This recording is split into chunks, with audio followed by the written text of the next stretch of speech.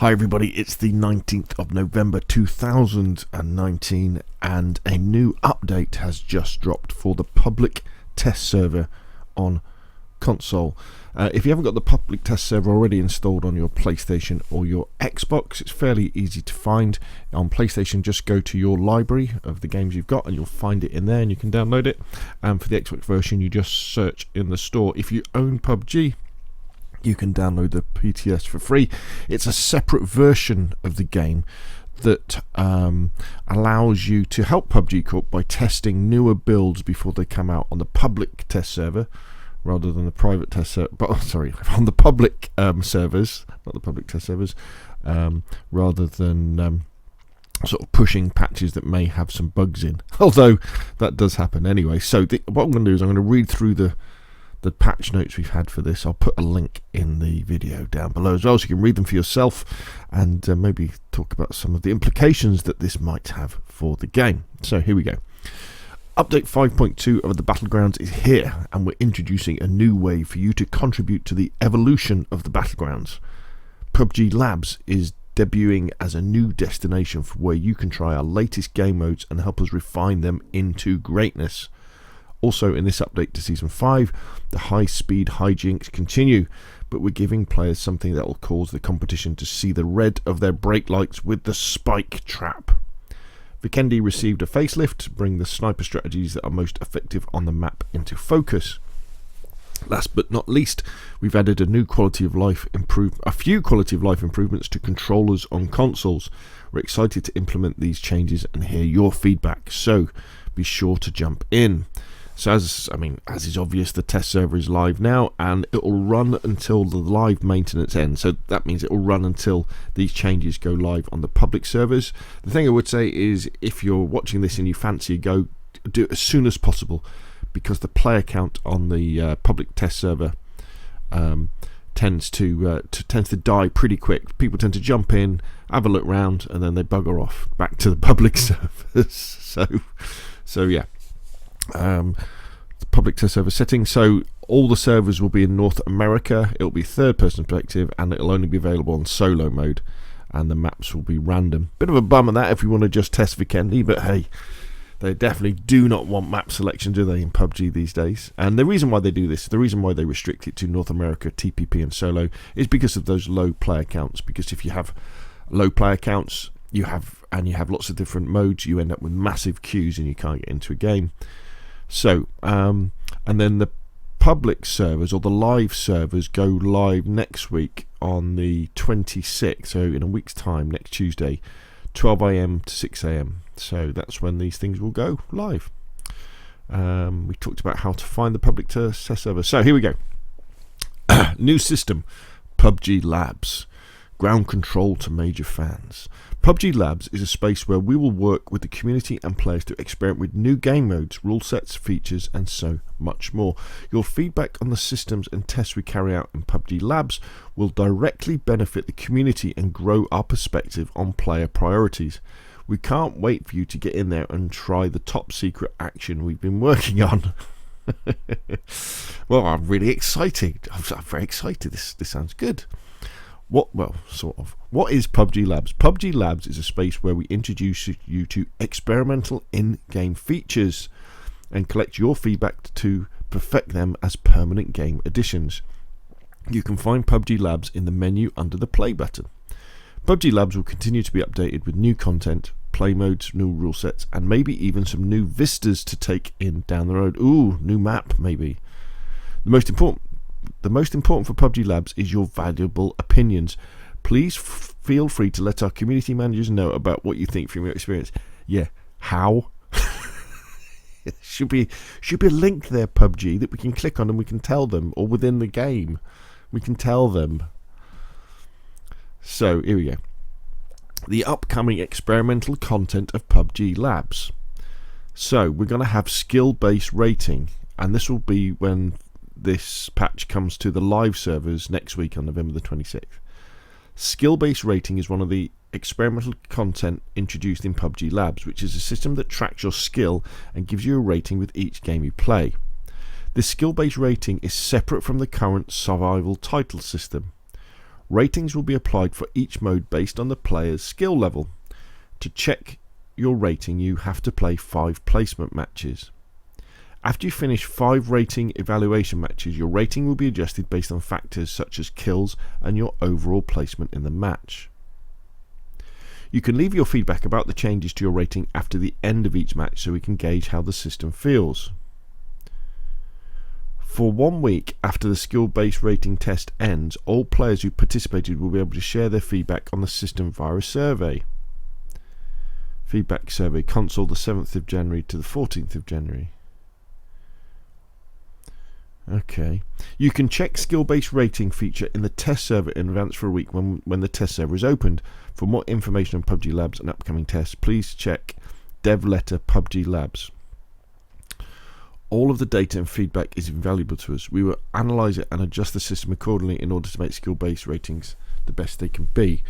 Okay, well, you're not going to be able to see this, but I've got my PlayStation fired up.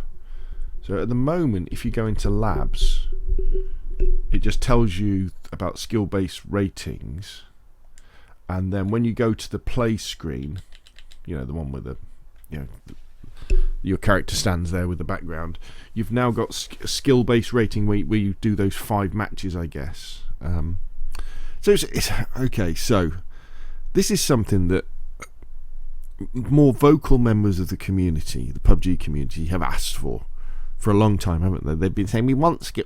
Sorry, I won't do that voice. We want skill-based matchmaking because we want to, you know, come up against good players and, you know, show how great we are by getting to the top of these rankings.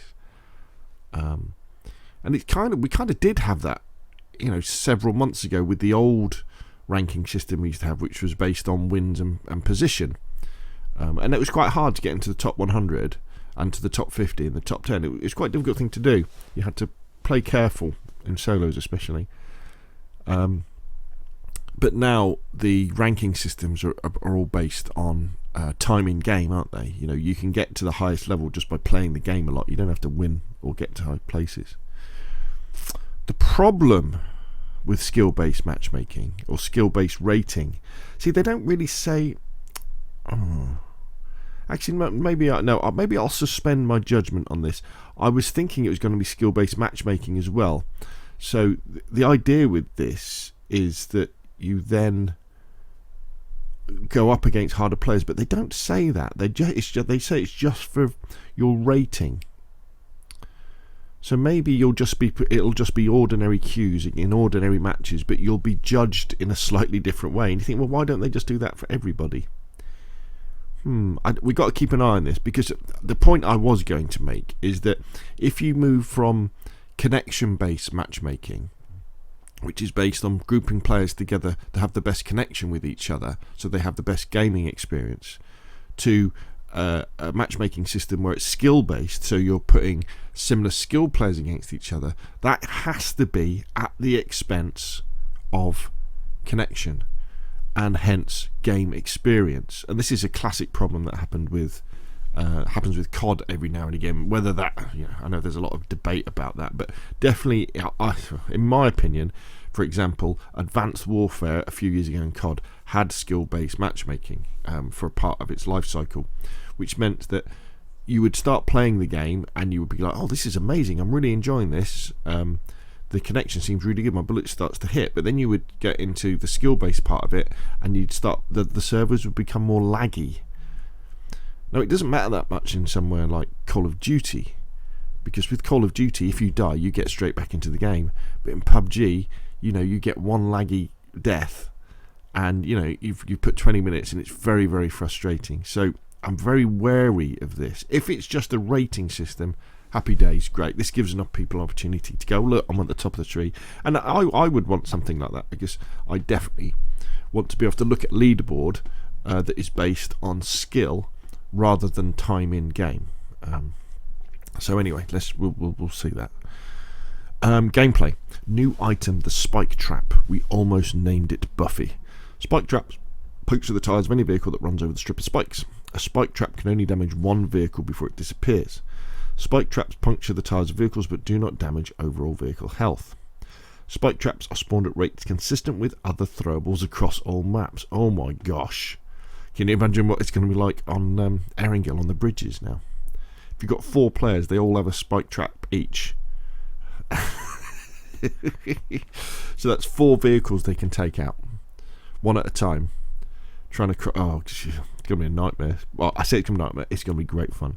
You can lay a spike trap by selecting it and pressing right trigger on Xbox and R2 on PlayStation. Well, they're the right triggers, aren't they?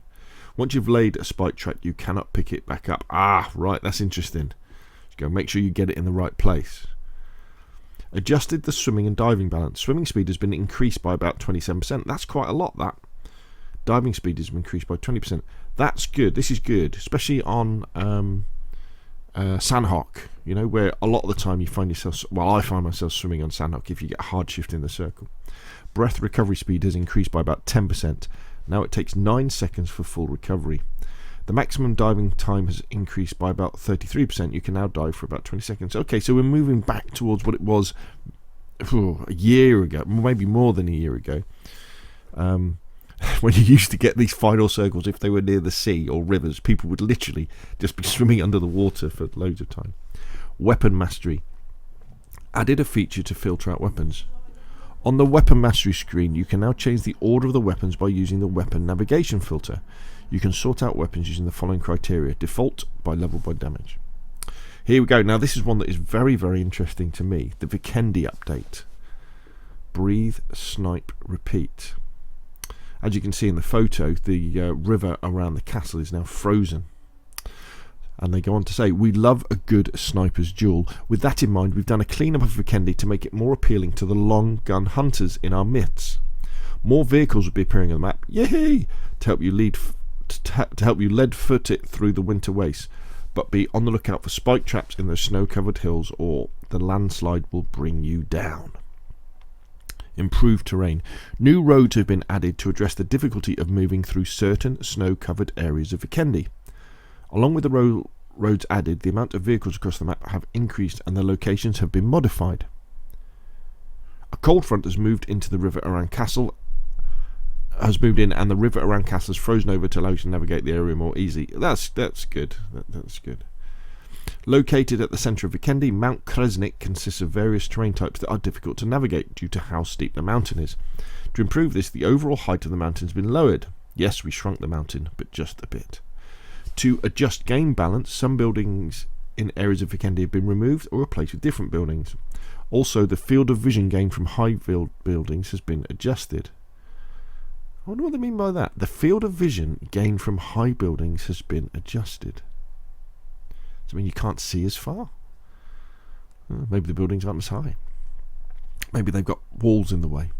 Vikendi had few ups and downs in its overall terrain, making it difficult for players to hide. No, it wasn't. There's loads of trees in the way everywhere, and rocks. When encountering enemies, to improve this, we've varied the terrain in areas across the map to make it easy to hide or take cover. Interesting. See, a lot of these criticisms of Vikendi, I don't really agree with. The one I do agree with is the cars. There was never enough vehicles.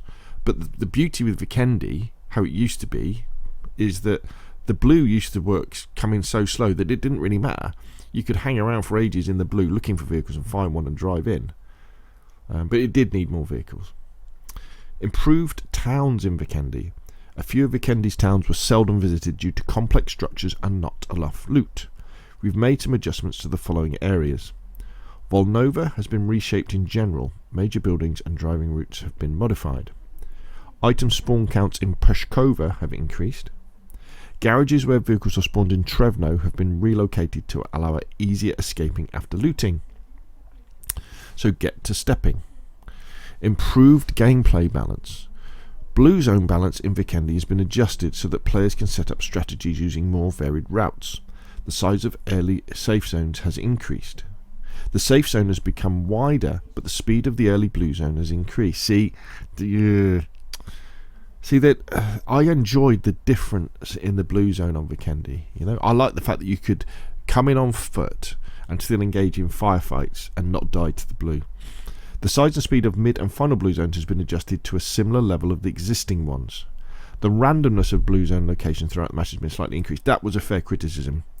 The blue zone you didn't get as many hard shifts on Vikendi as you would get in the other maps. To reflect player feedback on insufficient vehicle spawns in Vikendi, vehicle spawn counts have been significantly increased. Great. The location of vehicle spawns have been modified in accordance with the new blue zone balance. Console quality of life, first controller improvement. The core of PUBG action and gunplay has become even more dynamic. This is really interesting, this. Keep aim ADS. Based on community feedback, we're adding various controller quality of life features. When holding aim down sight, you will keep your aim down sight even if you take an action such as falling, jumping, crouching or prone.